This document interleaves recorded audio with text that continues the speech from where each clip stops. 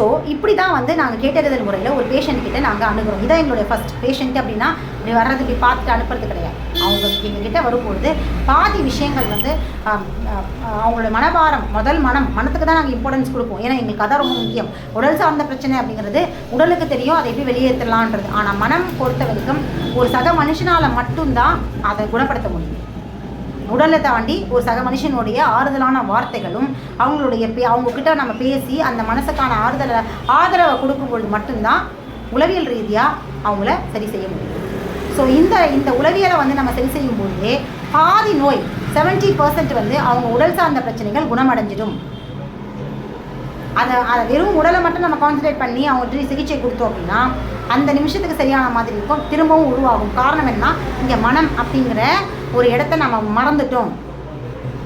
உளவியல் ரீதியாக அவங்களுக்கு கொடுக்க வேண்டிய ஆதரவு, ஒரு அரவணைப்பு, ஒரு ஆறுதல், அதை நம்ம இங்கே கொடுக்காம அவங்க பிரச்சனைகள், உடல் சார்ந்த அவங்களுடைய பிரச்சனைகளை இங்கே வெளிப்படுத்தாமல் அவங்க வந்து அதை ஷேர் பண்ணிக்கோங்க. ஏன்னா நிறைய பேஷண்ட் பார்த்தீங்கன்னா டாக்டர்கிட்ட சொல்லிட்டாலே அவங்களுக்கு வந்து நோய் குணமடைஞ்ச மாதிரி ஒரு திருப்தி.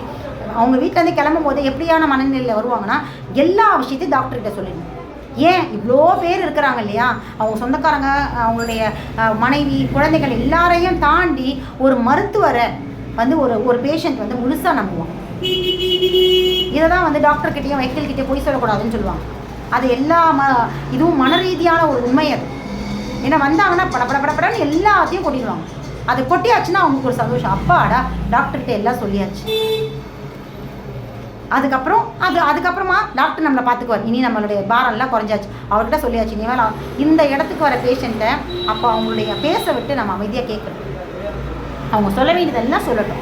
சிகிச்சை கொடுக்கறதும் அது நம்மளுடைய வேலை. ஆனால் அவங்க மனசுக்குள்ளே அது இத்தனை பிரச்சனைகளை போட்டு அழுத்தி வச்சுருக்கும் பொழுது நம்ம வெறும் உடலுக்கான சிகிச்சை கொடுக்கும்போது அந்த மனம் அங்கே குணமாகல.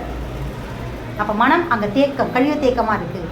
அப்போ நீ என்ன உடலுக்கு சிகிச்சை கொடுத்தாலும், நீ என்ன வேருக்கு தண்ணி ஊற்றாமல் கிளைகளுக்கும் பழங்களுக்கும் பூக்களுக்கும் தண்ணி ஊற்றினா நிச்சயமாக அது பலன் அளிக்காது. வேருக்கு தான் கொடுக்கலாம். இங்கே வேறு என்ன, மனம்.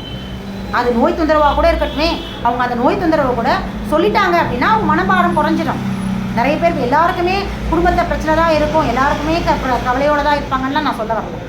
அந்த உடல் சார்ந்த தொந்தரவை கூட அவங்க சொல்லணுன்ற ஆசைப்படுறதா ஒரு பேஷண்ட்டோட மனநிலை, ஒரு நோயாளியோட மனநிலை. நம்மளே ஒரு சொந்தக்காரங்க கல்யாணத்துக்கு ஏன் வந்து ரொம்ப எக்ஸைட்மெண்ட்டோட போகிறோம், ஒரு வீட்டில் நடக்கிற ஃபேமிலி ஃபங்க்ஷன் அப்படின்னா ஏன் ஓடுறோம்? அங்கே போய் ஒரு 4 பேர்கிட்ட நம்ம எல்லா பிரச்சனையும் இது வரைக்கும் நடந்த எல்லாத்தையும் சொல்லிடணும் இல்லையா? அது குழந்தைகள் முதற்கொண்டு ஸ்கூல் திறந்த உடனேவே அந்த 1 மாதம் நடந்த எல்லா விஷயத்தையும் தன் ஃப்ரெண்ட்ஸ் கிட்ட ஷேர் பண்ணிடுவாங்க.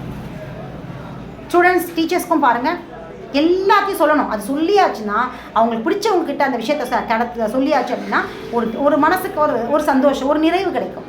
அப்போது சாதாரண மனநிலையில் இருக்கிற நமக்கே அப்படி இருக்கும்பொழுது ஒரு நோயாளியோடைய மனநிலை எப்படி இருக்கும்? எல்லாத்தையும் டாக்டர்கிட்ட சொல்லிட்டா நமக்கு சரியாயிடும் அப்படிங்கிற நம்பிக்கையோடு வர்ற ஒரு பேஷண்ட்டை முதல்ல அவங்களை எங்கே அணுகணும் அப்படின்னு பார்த்தீங்கன்னா உளவியல் ரீதியாக தான் அணுகணும். அவங்களுடைய பற்றின எல்லா விஷயத்தையும் ஃபிங்கர் டிப்ஸில் வச்சுக்கணும். அதான் கேட்டறிதல் முறை. கேட்டறிதல் அப்படின்னா வெறும் உடலில் நடக்கிற மாற்றங்கள் மட்டும் கேட்கக்கூடாது.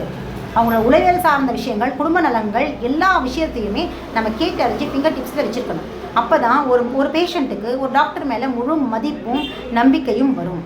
அப்பா இவருக்கு எல்லாமே தெரியும் அப்படிங்கிற நம்ம அவங்க வரும்போது என்னம்மா இப்போ சரியாயிடுச்சா, உங்கள் வீடு மாற்றணும்னு சொன்னீங்களே, இதை மாற்றணும் ரொம்ப கவலைப்பட்டீங்களே, இப்போ சரியாயிடுச்சுன்னு கேட்கும் பொழுது அந்த பேஷண்ட் வந்து அந்த மனசில் அப்பா டாக்டர் நம்மளையும் ஒரு இத்தனை 1000 பேர் வராங்க, அதில் நம்மளையும் கவனமாக வச்சுருக்காரு, நம்ம விஷயத்தை கவனமாக வச்சுருக்காரு, அப்போ டாக்டர் நம்ம மேலே எவ்வளோ அக்கறையாக இருக்காருன்ற ஒரு சந்தோஷம், அந்த மகிழ்ச்சி, அந்த மனசுக்கு கொடுக்குற அந்த ஆறுதல், நமக்குன்னு ஒரு ஸ்பேஸை டாக்டர் கொடுத்துருக்காரு, அவர் மனசை நம்ம இடம் பிடிச்சிருக்கோம் அப்படிங்கிற ஒரு திருப்தி, அந்த நிறைவே அவங்களுக்கு முதல்ல அவங்க நம்மளை நம்ப ஆரம்பிப்பாங்க. அதுக்கப்புறம் தான் நம்ம மருத்துவத்தையும் நம்புவாங்க. நம்மளை நம்பாமல் ஒரு மருத்துவரை நம்பாத ஒரு பேஷண்ட்டால் அந்த வைத்திய முறையை நம்பவே முடியாது.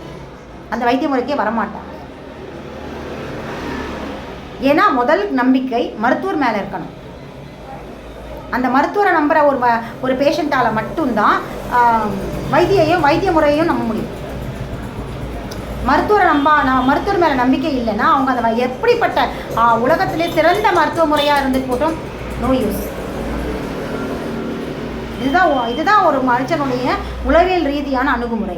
இந்த இடத்த மிகச்சரியாக வந்து ஒவ்வொரு வைத்தியர்களும் வந்து கரெக்டாக பிடிச்சிட்டோம் அப்படின்னா, அவங்கள நம்ம பேஷண்ட்டை அணுகிட்டோம், அவங்கள வந்து நம்ம அவங்களுக்கான அந்த கேர் என்ன, நம்ம டாக்டருடைய கவனத்தில் நம்ம இருக்கிறோன்றதே அவங்களுக்கு பெரிய ஆறுதல்.